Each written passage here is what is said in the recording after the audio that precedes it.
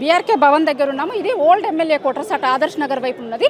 BRK Bhavan ధరకి కూడా మొత్తం బీఆర్ఎస్ పార్టీ కార్యకర్తలతో నిండిపోయింది. ఇవాళ బీఆర్ఎస్ అధినేత కేసీఆర్ పీసీ ఘోష్ కమిషన్ ముందు విచారణకి హాజరైనటువంటి నేపథ్యంలో మొత్తం పార్టీకి సంబంధించినటువంటి నాయకులందరూ కూడా ఎమ్మెల్యే క్వార్టర్స్ దగ్గర నుంచి ఇక్కడి వరకు కూడా మొత్తం పెద్ద ర్యాలీని మనం చూడొచ్చు. చాలా పెద్ద సంఖ్యలో బీఆర్ఎస్ పార్టీ నాయకులు, కార్యకర్తలు అందరూ కూడా ఇక్కడికి చేరుకున్నారు. బీఆర్ఎస్ పార్టీ వర్కింగ్ ప్రెసిడెంట్ కేటీఆర్తో సహా పార్టీకి సంబంధించినటువంటి చాలామంది ఎమ్మెల్యేలు కావచ్చు, మాజీ ఎమ్మెల్యేలు, ఎంపీలు, ఎమ్మెల్సీలు అందరూ కూడా బీఆర్కే భవన్ దగ్గర వైపు చేరుకోవడం జరిగింది. చాలామంది మనం ఇప్పుడు మీరు ఈ విజువల్స్ ఇది చూడొచ్చు. కేసీఆర్ గారికి సంఘీభావంగా ఇది పెట్టుకొని ఫోటో మాస్క్లు పెట్టుకొని కేసీఆర్ గారికి సంఘీభావంగా చాలామంది బీఆర్ఎస్ పార్టీకి సంబంధించినటువంటి నాయకులు చేరుకున్నారు. మనతో పాటు వినయ్ భాస్కర్ గారు ఉన్నారు. వినయ్ భాస్కర్ గారు, ఏం చెప్తారు మీరు ఈరోజు మీ అధినేత విచారణకి హాజరైనటువంటి సందర్భంగా తెలంగాణ సమాజానికి ఏం చెప్పబోతున్నారు? వాస్తవంగా 14 ఏళ్ల పాటు 60 ఏళ్ల తెలంగాణ ప్రజల కళను నిజం చేసి తెలంగాణ జాతిపితగా పిలువబడే కేసీఆర్ గారిని మరి గాంధీ మార్గంలో తెలంగాణ సాధించడం కాకుండా సాధించినటువంటి తెలంగాణను అంబేద్కర్ గారి ఆలోచన విధానంతో ఒక్కొక్కటిగా మరి ప్రపంచంలో అబ్బరబోయే విధంగా కాళేశ్వరం ప్రాజెక్టు నిర్మాణం చేసి లక్షలాది ఎకరాలకు నీరు అందించినటువంటి వ్యక్తిని ఈరోజు మరి కమిషన్ల పేరిట పిలవటాన్ని తెలంగాణ ప్రజలందరూ కూడా జీర్ణించుకోలేకపోతున్నారు. ఏదేమైనప్పటికీ కూడా ఇది మా మంచికే. మరి ఇప్పుడు మరి కమిషన్ ముందు మా అధినేత కేసీఆర్ గారు హాజరై వాస్తవాలు చెప్పి ఇంకా తెలియని వాళ్ళకు కూడా కాళేశ్వరం గొప్పతనం చెప్పే విధంగా కాంగ్రెస్ వాళ్ళే మాకు అవకాశం ఇచ్చిందని మేము భావిస్తున్నాం. ఎన్ని కుట్రలు చేసినా, ఎన్ని కుతంత్రాలు చేసినా ఖచ్చితంగా మరొక్కసారి కేసీఆర్ గారు ఈ తెలంగాణ రాష్ట్రాన్ని మరి పాలించే విధంగా ప్రజలందరూ కూడా సిద్ధంగా ఉన్నారు. మా కార్యకర్తలు కూడా ఇంకా మరింత ఉత్సాహంతో, మరింత పట్టుదలతో కేసీఆర్ గారు ముఖ్యమంత్రి అయ్యే వరకు మేము ఈ పోరాటం కొనసాగిస్తాం. ఎన్ని ఇటువంటి కమిషన్లు వేసినా కూడా నిజం నిప్పు లాంటిది కాబట్టి వాస్తవాలన్నీ కూడా ప్రజలకు తెలియజేసేదానికి ఇది ఒక అవకాశంగా మేము భావిస్తాం. చూడండి, ఇది మాస్కులతో కావచ్చు, అట్లనే ఒక్కసారి ఇక్కడ చూస్తే కనుక విజువల్స్ ఎవరికి తోచిన విధంగా వాళ్ళు కేసీఆర్ గారికి సంఘీభావంగా, ఎందుకంటే ఆయన ఆమరణ నిరాహార దీక్ష చేసి తెలంగాణ రాష్ట్రాన్ని సాధించి వచ్చినటువంటి తెలంగాణ రాష్ట్రంలో నీళ్ల కోసం ఎవరు కూడా ఇబ్బంది పడొద్దు అనేటువంటి దాంతోనే కాళేశ్వరం ప్రాజెక్టును కట్టడం జరిగింది. కానీ ఇవాళ కాళేశ్వరంలో ఏదో అవినీతి జరిగిందంటూ తెలంగాణ రాష్ట్రాన్ని సాధించినటువంటి కేసీఆర్ గారిని విచారణకు పిలవడం అనేటువంటిది కరెక్ట్ కాదు అనేటువంటిది వీళ్ళందరూ చెప్తున్నారు. చాలామంది మహిళా నాయకురాలు కూడా ఇక్కడికి చేరుకున్నారు. మీరు చెప్పండి, కేసీఆర్ గారి విచారణ సందర్భంగా ఏం చెప్పదలిచారు? కేసీఆర్ గారిని విచారణకు పిలిచినంటే యావత్ తెలంగాణ జాతిని మరి తలదించుకునే విధంగా తెలంగాణ మరి గర్వంగా తల ఎత్తుకునే తెలుగు జాతి బిడ్డలందరూ కూడా ఒక మచ్చబార విధంగా చేసినట్టు. ఎందుకంటే ఇది కాళేశ్వరం కట్టింది రైతుల కష్టాలు తీర్చి మరి రైతులకు నీళ్ళు ఇవ్వాలని చెప్పేసి కేసీఆర్ గారు కాళేశ్వరం కడితే ఈ కమిషన్లు తీసుకుంటూ అలవాటు ఎవరికి ఉందనంటే కాంగ్రెస్ వాళ్ళు వచ్చిన తర్వాతనే ఈ కమిషన్ తీసుకుంటూ అలవాటు ఉంది. అసలు నిజంగా కూడా ఇన్వెస్టిగేషన్ చేయాల్సింది, మరి విచారణ చేయాల్సింది, కమిషన్ నోటీసులు ఇవ్వాల్సింది ఇప్పుడున్న ప్రభుత్వం రేవంత్ రెడ్డి గారికి.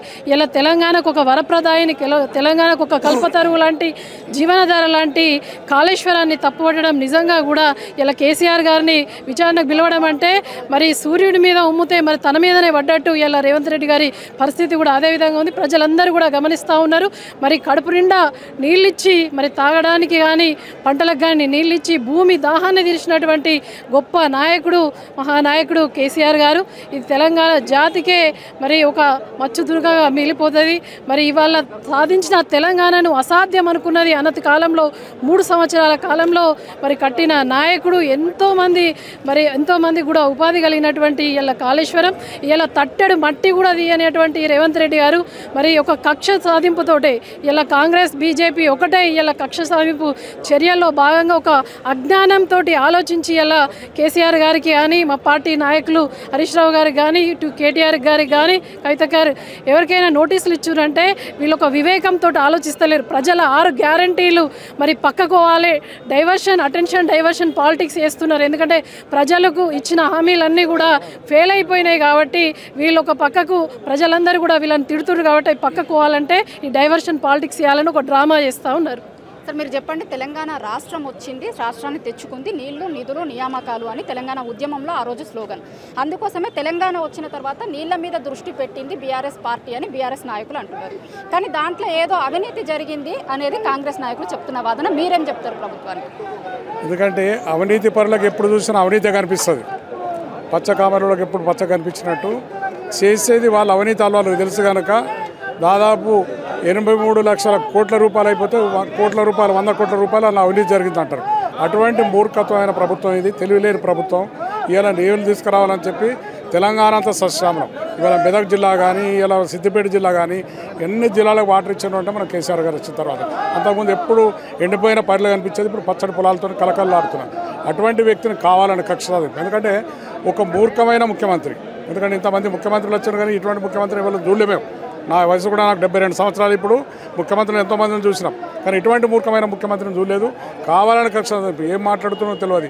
నన్ను ఓతైన వచ్చిందా చెప్పులు ఎత్తుకపోయి దొంగలెక్క కనిపిస్తున్నట్టు నీతిని అంతా వీక్ చేసుకొని మాట్లాడుతున్నావు. కాళేశ్వరంలో ₹1 నేను కూడా ఒక సివిల్ కాంట్రాక్టర్ 30 ఏళ్ళు ఉన్నా కనుక ₹1 అన్న అవినీతి జరగలేదు. నచ్చిన కాంట్రాక్ట్ చేసే దాంట్లో కూడా కేసీఆర్ స్వభావం కూడా అటువంటిది కాదు.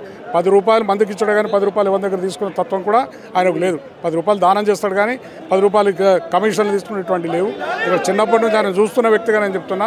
దాదాపు 30-35 ఏళ్ళ నుంచి ఆయన చూస్తున్నా కనుక అటువంటి వ్యక్తి కాదు. కావాలని నన్ను జైలుకు పంపిరు, ఇలా జైలుకు పంపుతారు. పిచ్చి మాట్లాడినట్టు అటువంటి మాటలు మాట్లాడుతుంటే కనుక ప్రజలు గ్రహిస్తున్నారు. ఇక నీ శకం ఒడిసిపోతుంది.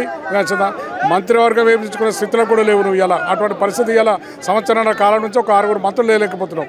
అటువంటి దుర్మార్గుని కనుక ఇలా నీ ఎమ్మెల్యేలో తిడుతున్నారు. ఆ పుట్టని కింద మేము పనిచేయమని ఒక ఎమ్మెల్యే తిడుతున్నాడు, ఇంకో ఎమ్మెల్యే ఒక తిరిగి తిడుతున్నాడు. అటువంటి పరిస్థితి కనుక ఏమీ కాదు.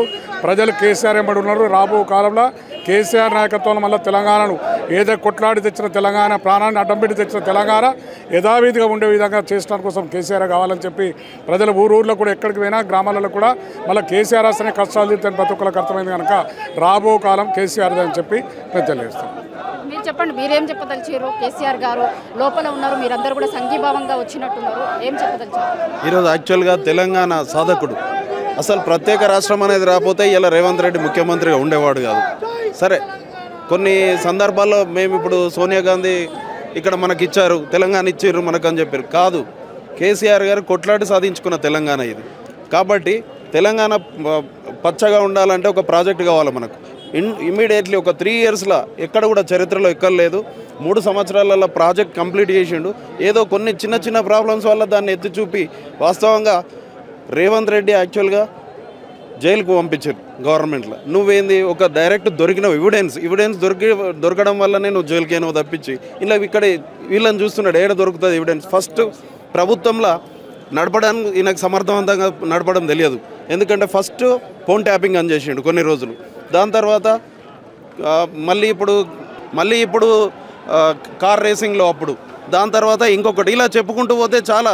అంటే ప్రభుత్వాన్ని నడపడానికి కోసం కొన్ని తెరపైకి తీసుకొచ్చి కాలం గడుపుతూ ఉన్నాడు తప్పించి ఈయన ప్రత్యేకంగా చేసింది ఏం లేదు. ప్రజల్లో తీవ్రమైన అసంతృప్తి ఉన్నది.